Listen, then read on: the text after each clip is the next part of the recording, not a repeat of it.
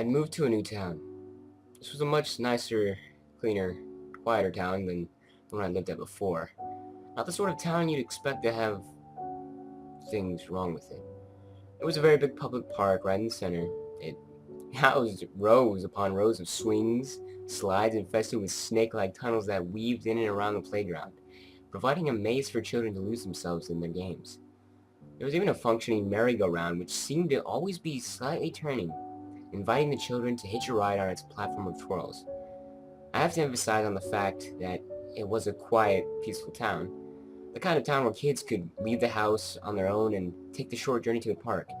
I had been given strict instructions by my parents that I should come home the second it started turning dark. My life was wonderful, or so it seemed. It was a Friday. I knew the day because I remember coming home with a big smile on my face as I knew I had the luxury of non-stop playing for the next 2 whole days. I did what I always did. I checked my school bag on my bed and was ordered to change into other clothes. In a matter of minutes, I was ready to descend onto the world of fun. Nothing could stop me. The tunnels were my favorite. It was so easy to get lost in them, which made great fun for playing hide and seek with my only two friends, Billy and Tom.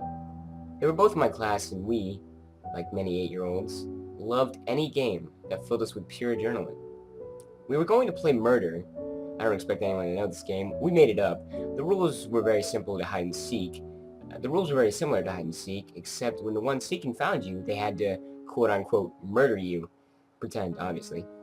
It was nearing winter, as I remember being slightly cold as I wormed my way around in the tunnels. Furiously trying to find a perfect hiding spot, Billy was the seeker. Tom had hidden behind the merry-go-round. I was alone. It must have been maybe 10 minutes, which for an 8-year-old felt like a year, where I decided to do what all kids do when they got bored. Give up. I give up! I shouted, my voice echoing through the tunnels. I'm in the tunnels! I give up! I heard sudden shuffling from one end of the tunnel. Now, I don't know why, but I froze still. I didn't call out again. I just waited. Something wasn't right. Something wasn't right. Billy would always say something before coming in after someone in the tunnel. He'd always congratulate them on being the last to be found, or for cheating by hiding in the endless maze of tunnels. As I stood frozen, the shuffling grew louder. I could tell it was starting to get dark outside as the tunnels slowly began to lose any light in them, slowly but surely dropping into darkness. I began to slowly shuffle backwards. The shuffling ahead of me grew louder, as if someone or something way too big for the tunnel was trying to navigate around. It's time to go home now. A very creepy voice echoed through the tunnels. It sounded like when a grown man tries to talk to a small child, talking slightly higher pitched. This was definitely wrong. I probably would have come out if the voice was outside, but it wasn't. No, it wasn't. It was inside of the tunnels. Why would an adult crawl inside? As I was shuffling further and further back, the face of an old man appeared in the darkness ahead of me. Patches of hair on his head and a definite look of someone who hadn't showered in the last week. I couldn't see what he was wearing, but I knew it was tattered old clothes. He had a sharp, scraggly beard which was peppered with dirt.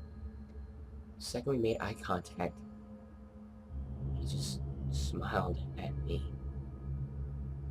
He smiled at me, revealing his filthy, unbrushed teeth, which had blotches of brown and black covering them entirely. I panicked, turned around, and began shuffling on all fours as fast as I could, the shuffling behind me growing louder and quicker. He was chasing me! I sped through the maze for what felt like an eternity. I only stopped when my legs refused to move anymore. I'd taken so many twists and turns that even I was completely lost. I don't want to hurt you. I just want to talk. The voice echoed through the tunnels. I could tell he was nearby. I pressed my body against the bottom of this small, narrow tunnel and listened. He continued to make soft, cooing noises, begging me to come out and present myself to him. I lay in that tunnel for hours. No exaggeration. Even after I heard him curse to himself and angrily force his way out of the tunnel, I continued to wait. Thoughts raced to my mind of me coming out of the tunnel only to be met by that same smile that once greeted me. In the darkness of the tunnel, I could make out blue, flashing lights on the outside. I heard frantic voices calling 3 names repeatedly. Billy! Tom! Michael! When I heard my name, my heart slowly began to calm. My parents had come. I easily shuffled out of the tunnels, guided by the wet dirt scrapings along the walls of the tunnels, the way the man must have gone. Outside, I was greeted by several police cars, lights flashing. There were groups of adults with concerned looks on their faces. I recognized 2 of them. My parents. Mom! Dad! I wailed, crying as I ran towards them. They began crying and ran towards me, lifting me off the ground and hugging me so tightly it felt as though I was being slowly crushed. Billy and Tom.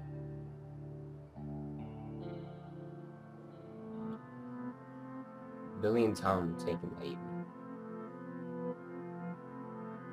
They were later found hidden in a nearby skip.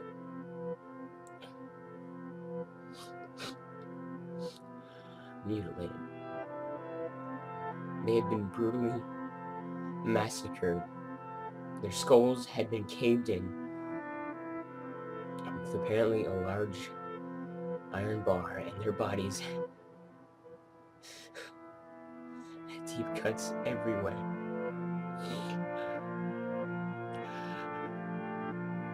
Large pieces of glass found buried in their backs. What chills me to the fucking bone is that the wet dirt I saw in the tunnels wasn't entirely dirt. It was Billy and Tom's blood.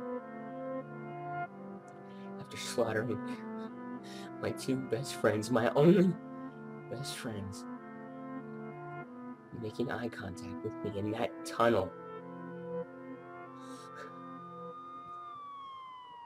he just